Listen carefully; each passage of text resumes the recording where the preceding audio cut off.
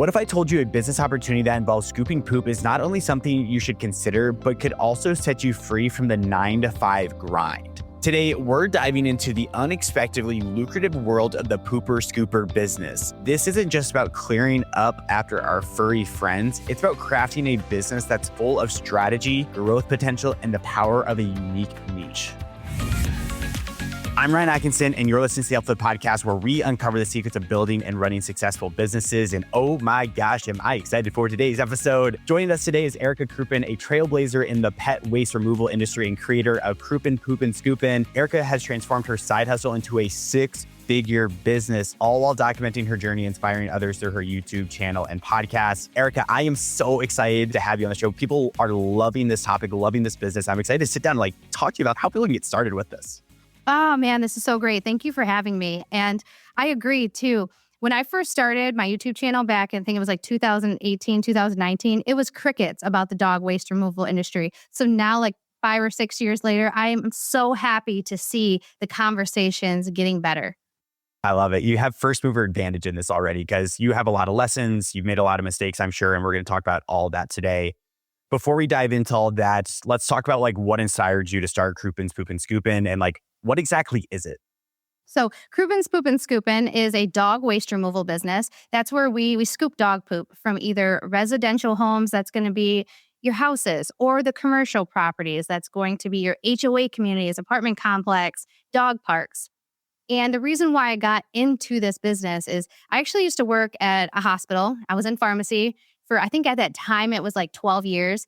And I hated it. It was great for me at the time because it got me out of the neighborhood and got me into a really good position and got me around more educated people. But deep down inside, I hated this job. I'm I got to figure this out. I got to get out of here. Well, it just so happens that the guy that I don't think we were quite married yet, but we were working towards that. His last name is Krupin. And him and his brothers joked around about this Krupin's, Poopin', Scoopin' thing ever since we were kids. Because I've known Josh ever since I was 7. And I had a crush on him when I was 7. And finally, one day I just said, Josh, I want to start that poop scooping thing. Can I use the business name? And he was like, yeah, sure. Why not? And literally the next day I went and filed for my DBA, started doing some research and hit the ground running. And now it's been 6 years. 6 years of trials, successes, and a whole lot of scoop and poop. I want to talk about, okay, you file, you're getting ready to go. Talk to us about what those startup costs were. And then once we answer that, we're going to talk about how you land that first customer. So stay tuned for that. But what were those startup costs and what do they look like today if someone was going to start? So for me, I wanted to haul the waste away. I never thought about leaving the dog poop at the homeowner's house. I just figured full service, we're going to take the dog poop. How was I going to do that with a car? I was not going to put it in my trunk. So I got a cargo trailer with a hitch, and that cost me around $450, I would say. And then the rest of the supplies, just trash bags and a bucket and some gloves and bleach. I would say all together, I spent about $1,000 with that, and then some business cards and a cheap logo that somebody made for me off of Facebook. Nice. So $1,000 to really get started, and people's ears, I'm sure, are perking up. They're oh my gosh, only $1,000 to start a lucrative 6-figure business. Let's talk about landing that first customer then. What steps did you take to land your first customer, and what you know now, how would you advise someone to land their first customer in this business? So I was shameless. I would tell anybody and everybody that would listen, I started a poop scooping business and this is what we do. And so I posted on Facebook and buy, sell, trade groups. But my first customer actually came from my personal Facebook. Wow. She wanted me to come scoop after her 2 dogs. I went over there on a Wednesday. I was super, super stoked. I charged her $20 and I was there for an hour because I didn't know any better, right? So It was $20. Even though it took me an hour because I didn't know what I was doing, the property was massive. I didn't think to ask what size of yard, how many dogs, how long has it been since the last clean. But when I left there, I was okay, I can actually make some money doing this. So I need to figure out how to price. And that did not come very easy. It definitely has taken time. But I would say for somebody that's just getting started, reach out to your warm networks, post on your personal page, even though it might be embarrassing at first because people are going to be like, what are you doing? Why are you scooping dog poop when a kid can go do that? We hear that stuff all the time. So do that and then create a Facebook business page. You want to get that started because that's free. It's free money. I want to ask, let's hit on that pricing piece now, because obviously you're charging different now. I'm sure you're serving not just residential homes now, but how are you pricing this now? Okay. So when I first started, I was only charging $55 a month. There was no rhyme or reason. I just like the number 5. Okay. Yeah, Quickly I love learned. that.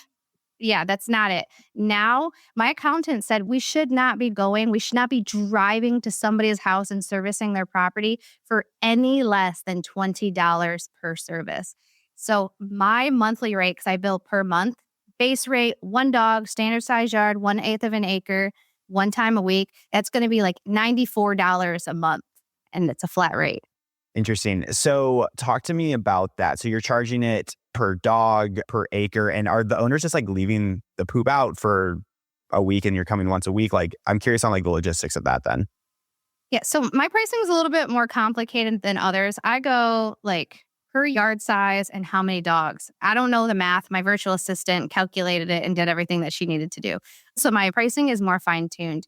But as for going to people's yards, they're busy. A lot of times they're dual income households. Mom and dad are busy. Kids are in school sports. And so, yeah, they're leaving it all week. And we come and we scoop it, take it away, and we come back the next week.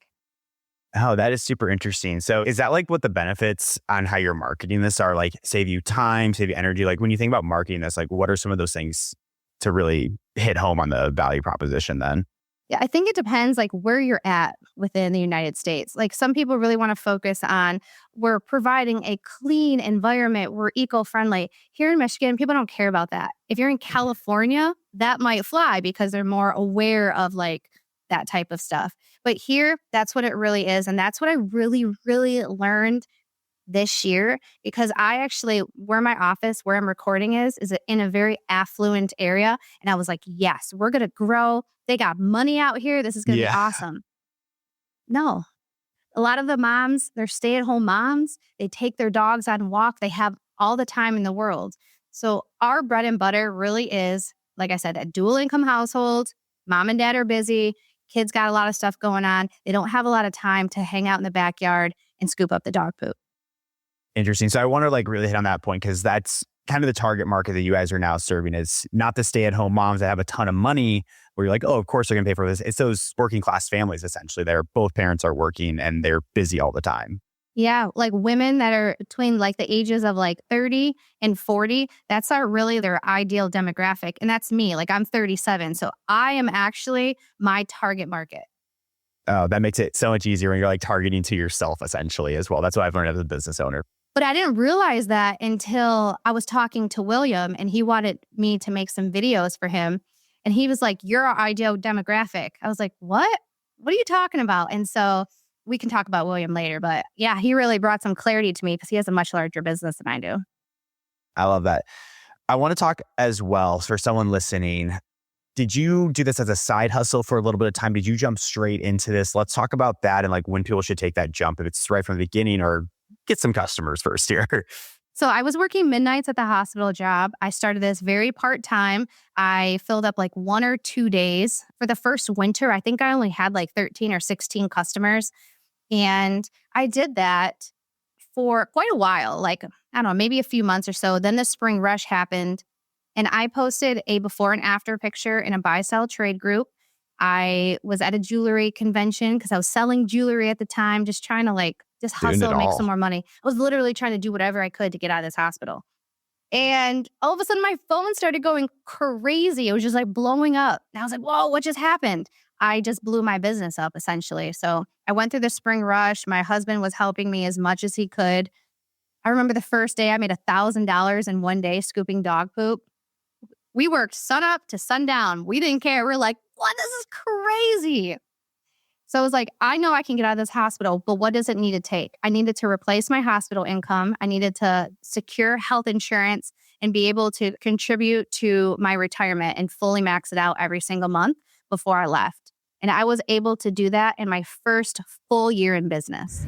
What if I told you that there's a simple step-by-step process to help you successfully launch your own pooper scooper business without running into any of the roadblocks most first-time entrepreneurs face? And what if I told you that we put all that information together into a course led by William Melekin, a 7-figure pooper scooper business owner? And what if I told you that you could get access to that course right now, completely free? You heard that right. No cost, no catch. Just expert advice to help you launch your business. It's our way of saying thank you for supporting the podcast. Just click the link in the show notes below and start your free trial of the UpFlip Academy. I did the same thing when I jumped into full-time entrepreneurship is like, what are those milestones I actually need to have in place for me to feel comfortable? It's, of course, replacing your full-time income. For me, as a different stage of my life where I was like, oh, I need like to buy like a MacBook computer or like a computer. I need to have a certain amount of money in my savings account. I think that's really good advice for people that are wanting to jump into full-time entrepreneurship is get those milestones actually in place. Like, those fences to help you actually decide to jump. Yeah, but I also want to make this a point. So at that time, I think I was working part-time at the hospital because I was married. Like I'm still married, but my husband has a good paying job. So it's not like I was the sole breadwinner and having like everybody was leaning on me. So I think that's why I was able to maybe jump a little sooner than maybe my husband would have if he was going to do this business. So I just want people to kind of think about that too and know that like I had some buffer room and so I could take the chance. Yeah, I love that. And you alluded back to it, but you said that first year. Let's get into like the revenue, margins, profit, all that good stuff here. What did like your year one revenue look like and how has it kind of looked since? Well, it was super profitable year one, but I will say that I wasn't the best at tracking stuff. Back then, it was a notebook. It was just like, I still have my notebook where I took like 6 houses on each piece of paper and I had like little squares and I wrote like their address, how many dogs, and like little notes. So it was super basic. So at that time, super profitable.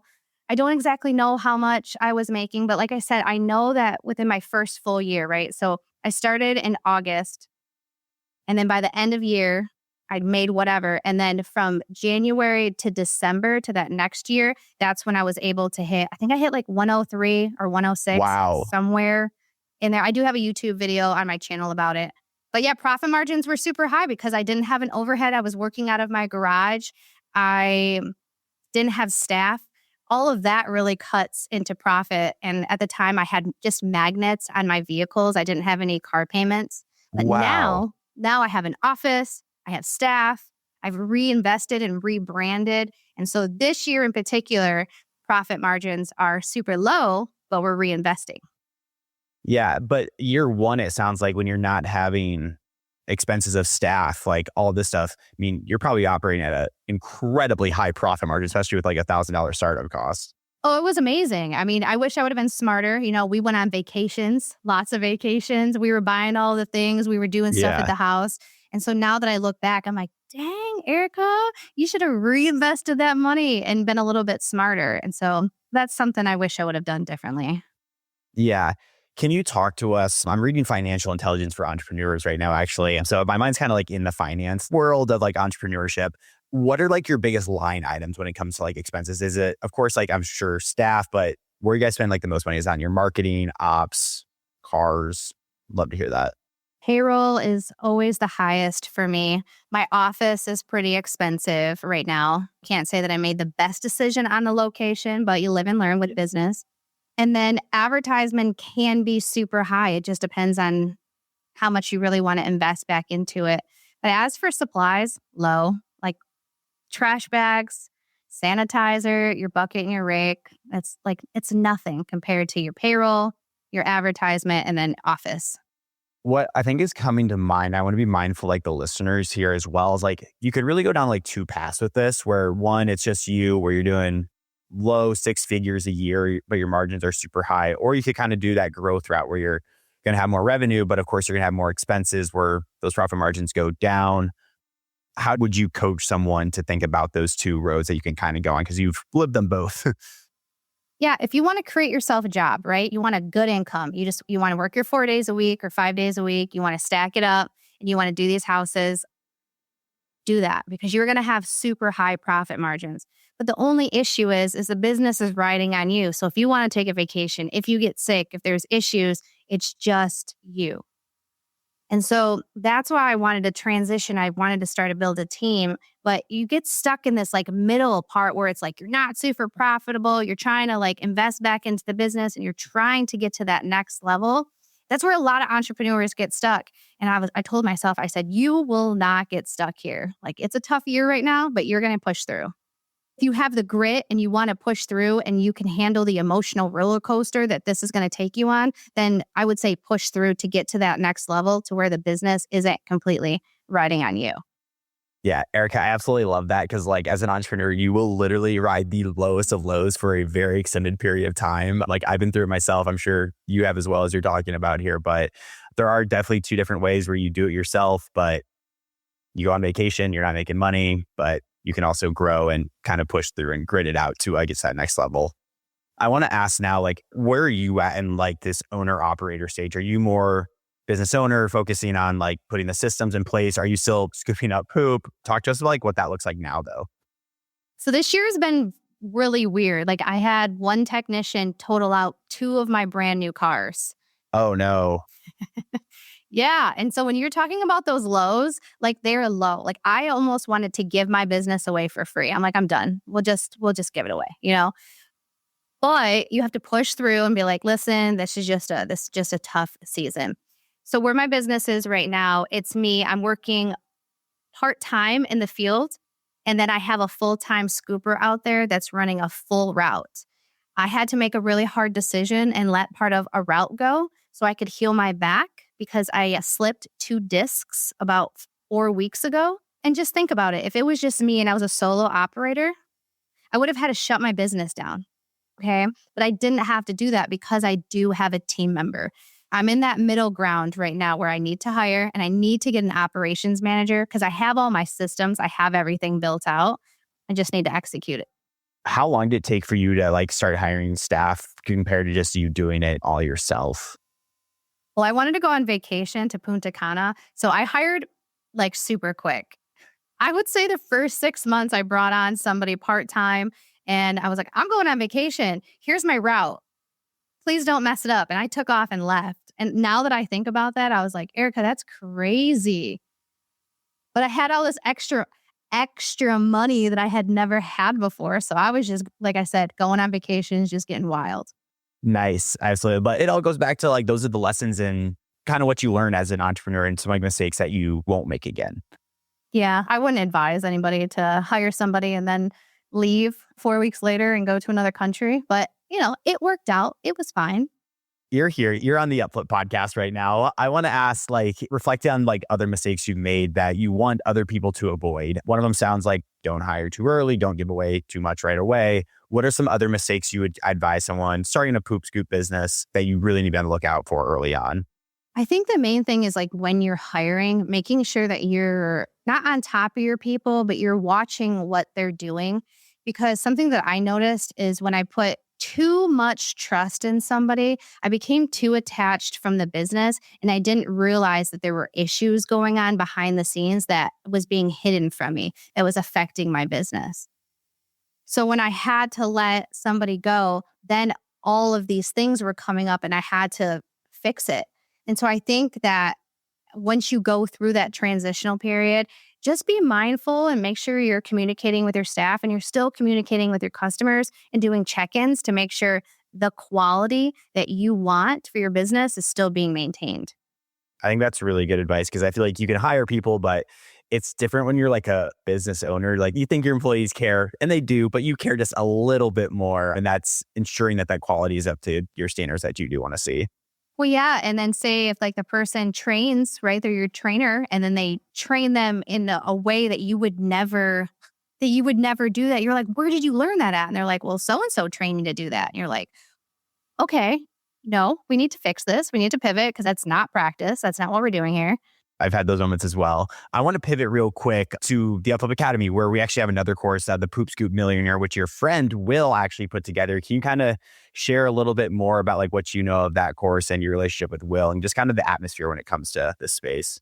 I'm seeing you're getting excited. I know, because William and Levi are great. They own Swoop Scoop, and we were talking about him a little bit earlier. He's the one that actually made me realize that I was the ideal demographic because I didn't have that clarity. I'm like, who am I speaking to? Dog owners? And he's like, no, women between 30 and 40. Great.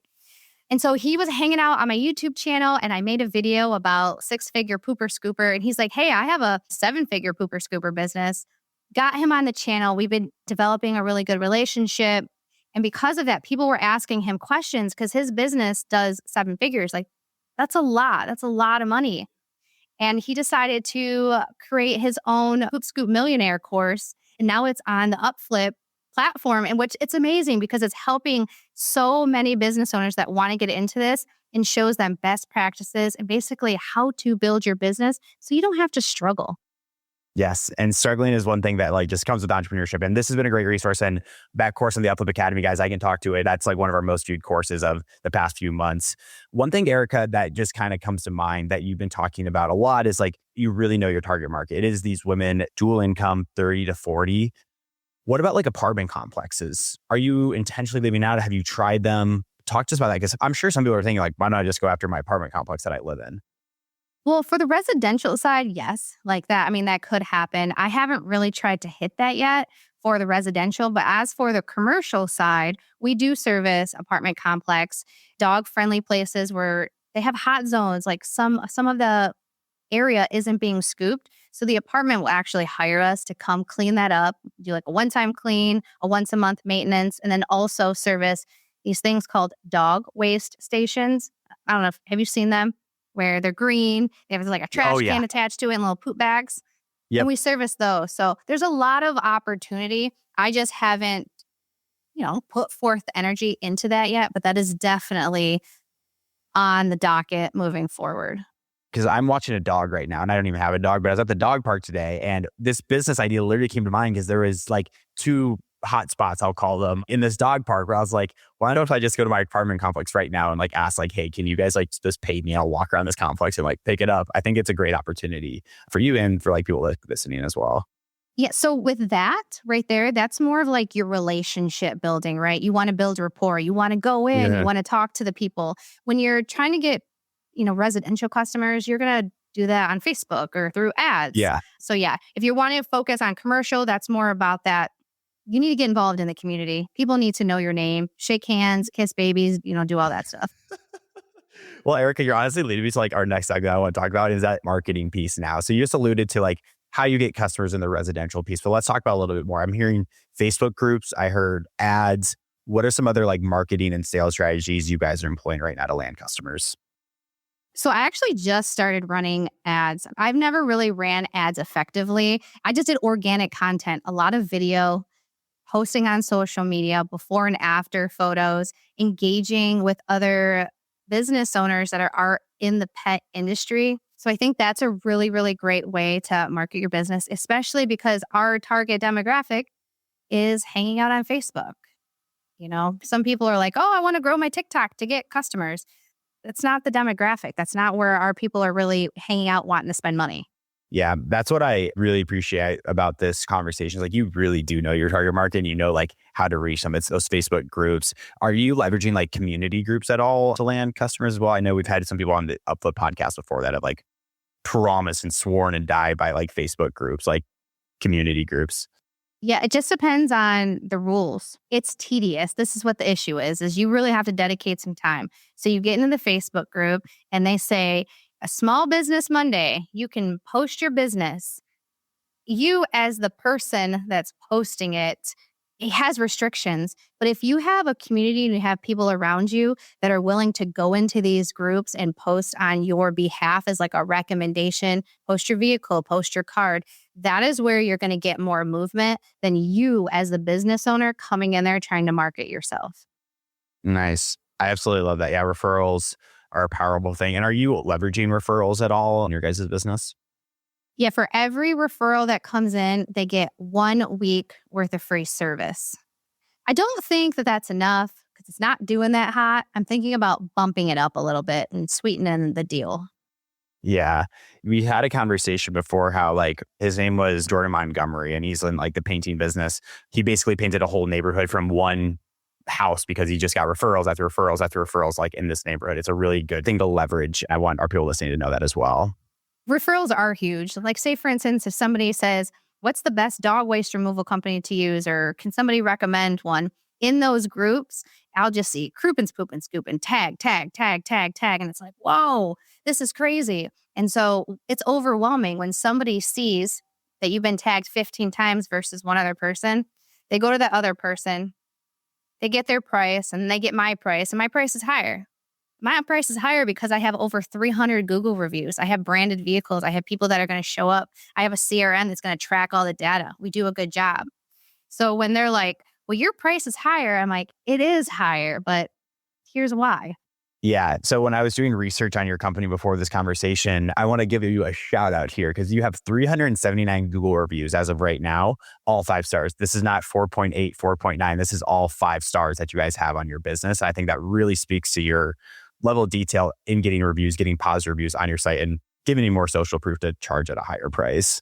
I will say, if you actually go into there is one-star review that says that I had bad communication, and that burns me up. And so I think about that review, if not every day, every other day. And so we always want to make sure that we're having good communication with our customers. I love that. Well, I want to say you have been communicating through this whole podcast and it has been amazing so far. And we're going to dive into our Fan Blitz questions. And these are our last 5 questions submitted from our community. And guys, if you want to join in on world-class entrepreneurs, go to www.youtube.com/UpFlip and submit your questions there. But Erica, ready for our last 5 questions here? Let's get it. Number 1, does this work in more rural areas? Yes and no. If you are going to do rural, you just got to make sure you're charging properly. If it's an acre property, make sure you're charging for what an acre property would cost. I know an acre property is going to take me an hour, so I'm not going to charge any less than $70 to $90 for that property. I love that. How did you land your first 30 customers? Facebook, word of mouth, going into dog-friendly businesses. I'm like, hi, my name's Erica. I got business cards and donuts. Can I leave both of them here? I love that. Number 3, what do you do with the poop? And I saw you actually just went out with a YouTube video recently on this. I double bag it and I put it in the homeowner's outdoor trash can. I like it. Number 4, we talked about this a lot on the podcast. Again, these are submitted from the community. Who is your ideal customer? Females, dual income households between the age of 30 and 40. If we can hammer one point of this podcast, I think that is going to be it. Okay, Erica, last question for you. Do you need a wrapped vehicle to get started? Oh, no, you should have a vehicle. Just get yourself a magnet with this information, who you are, what you do, and how to get in touch with you. That's it. I love it. Well, that is it for this podcast episode. Erica, this has been so amazing. It's literally been a business idea that I know I've been excited for. And I know people on the team have been excited. And a lot of people in our UpFlip community have as well. So thank you so much for joining us. If people are like, oh my God, I need to ask Erica more questions on this, where can they learn more about you and connect with you? Check me out on YouTube under Erica Krupin, on Instagram under Erica Krupin. And then if you go over to the school community, SKOOL, I'm creating Krupin's Content Lab to help you create organic content to grow your business. Everyone, that was an amazing episode with Erica. 3 quick takeaways for you. Number 1, her target market, your target market is dual income households, women between 30 and 40. Erica hit on it many times during the episode, and you guys need to take her advice if you're starting the same business. Number 2, going right off of that is know how to market to this demographic. Facebook. This is where these moms are at. So this is where you need to be at to land your first 30, 50, 60, 80 clients. Number 3, don't hire too fast. Erica talked about hiring too fast, going on this vacation for a little bit of time, and then just kind of hoping the employee does what she says up to the quality standard she has. Don't hire too fast. And if you do hire, definitely make sure you have a very close eye on exactly what they are doing so you know your business is operating at the procedures you want to see. Amazing episode with Erica. Super thankful that we had her on here. So guys, definitely look forward to our next episode coming out next week. Thank you for all the tidbits today to help you grow your first poop scooping business. So Erica, thank you so much for being here today. Oh, thank you so much for having me. This was great.